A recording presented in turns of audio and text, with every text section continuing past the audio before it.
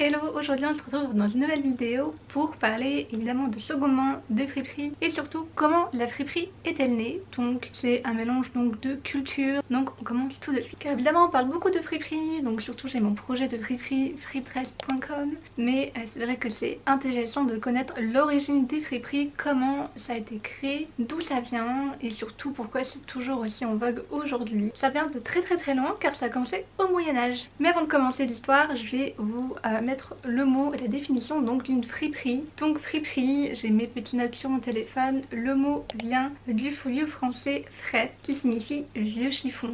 Je pense que vous connaissez d'autres mots comme frusque et il symbolise donc les vêtements, tissus et habits en tout genre que disposaient les friperies. Donc ça vient du Moyen-Âge car à l'époque évidemment il y avait différentes classes sociales. Bon, ça n'a pas vraiment changé aujourd'hui, mais on a quand même beaucoup plus de possibilités d'acheter des nouveaux vêtements qu'auparavant. Et à l'époque c'était surtout les classes très aisées, donc les bourgeois, les aristocrates qui pouvaient changer régulièrement de vêtements et surtout qui pouvaient acheter que des vêtements neufs. Et donc par là est créée la demande des vêtements de seconde main, donc usagés, que les riches n'en voulaient plus et que les classes plus pauvres pouvaient s'acheter car ça coûtait moins cher et surtout ils pouvaient les remplacer car évidemment eux portaient des vêtements jusqu'à leur usure. Mais ça ne vient pas juste de ce besoin là, les aristocrates également utilisaient les vêtements pour la décoration par exemple, et c'était aussi eux et les seuls qui pouvaient déchirer et découper leurs vêtements car ils avaient les moyens d'en acheter d'autres. Donc en fait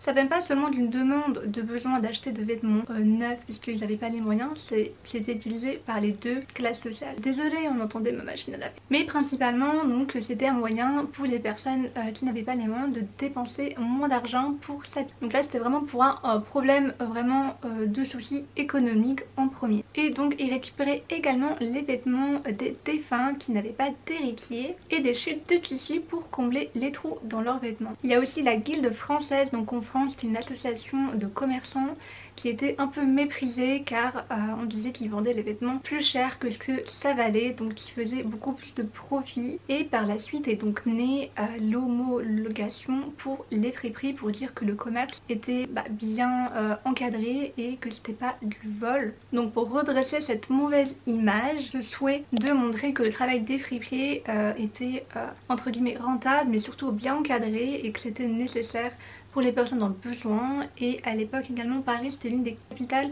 où tous les vêtements étaient envoyés, donc c'était le centre où tous les vêtements étaient manufacturés et redistribués par la suite. Et on fait un bond dans le temps, on arrive au 19e siècle avec la révolution industrielle où la friperie a pris un énorme déclin car en 1850 il y a l'arrivée de la conception des vêtements faciles à produire, donc la conception à travers les usines où on met moins de temps à fabriquer les vêtements et donc on a une accessibilité qui est beaucoup plus simple pour acheter des vêtements un peu moins cher, donc des tissus neufs et bon marché. Ça nous rappelle un petit peu la fast fashion mais on n'y est pas encore. Donc le marché de la mode est vraiment prédominant ensuite en France et en Angleterre. Et un exemple dans la littérature comme par exemple avec le roman de George Orwell dans La Dèche à Paris et à Londres. Une belle représentation de ce qui étaient les magasins de vêtements au 19e siècle où dans le livre il revend quelques babioles pour avoir un moyen financier pour survivre, que dans ces villes comme Paris et Londres où la vie peut être très dure, qu'on est au chômage à cette époque là. Ensuite on arrive dans les années 60 où il y a vraiment une contestation avec la jeunesse et où les friperies commencent un peu à revivre, comme par exemple la lutte contre les manifestations contre la guerre au Vietnam et aux USA. Donc après on a les vêtements militaires qui sont retrouvés dans les friperies, qui sont portés par les étudiants et les jeunes générations. Et donc on a ce problème de la surcommercialisation qui fait qu'un nombre grand de personnes commencent à habiller en friperie et qui ne souhaitent pas acheter neuf en signe de contestation. Après quand je dis friperie, on a aussi magasin vintage, les différentes catégories, mais ça je pense que vous le savez déjà. Et ensuite on arrive à aujourd'hui, donc qu'est-ce que sont les friperies de nos jours? C'est un mouvement qui est très populaire maintenant et surtout depuis le Covid. Donc auparavant c'était vraiment un problème d'économie.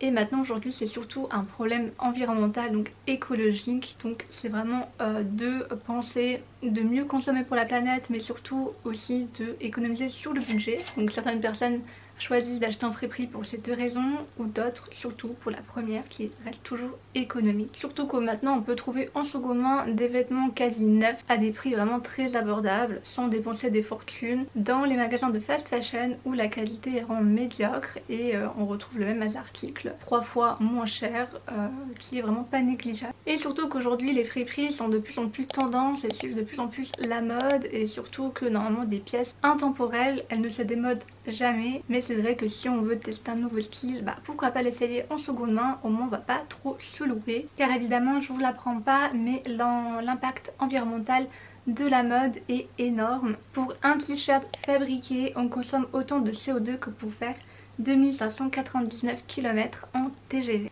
Je pense que je ferai une autre vidéo par la suite pour vous parler des différentes alternatives donc à la seconde main où se tourner, que ce soit friperie physique, friperie en ligne, et je vous citerai évidemment des exemples. En tout cas j'espère que cette vidéo vous a plu, que ça vous a appris un peu plus sur la friperie. Au final il n'y a pas énormément d'infos, on sait que ça a commencé il y a très longtemps et que ça a toujours été donc un souci plutôt d'économie d'argent, mais qu'aujourd'hui on se tourne de plus en plus vers cette solution par rapport à l'environnement et qu'on souhaite consommer mieux mais moins et surtout faire du bien à la planète, et qu'on sait qu'aujourd'hui la surconsommation, donc la surfabrication et la surconsommation du textile, on a des vêtements qu'on peut porter encore dans 3, 4, 5 générations, donc il y a assez de vêtements pour tout le monde, mais le seul problème c'est la surproduction, surtout dans la fast fashion, avec des matériaux qui sont pas du tout écologiques, qui sont difficilement recyclables.